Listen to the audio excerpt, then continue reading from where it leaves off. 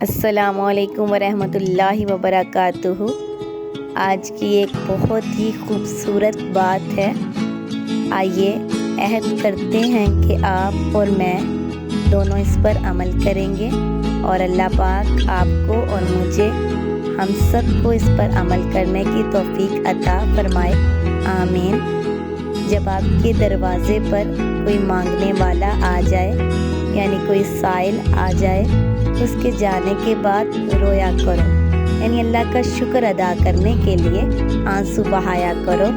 یا اللہ، تیرا شکر ہے کہ مجھے دینے والا بنایا، مانگنے والا نہیں بنایا۔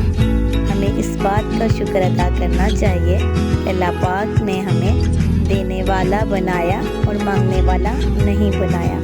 اچھی بات سن کر دوسرے لوگوں تک ضرور پہنچایا کریں، کیونکہ یہ صدقہ جاریہ ہے۔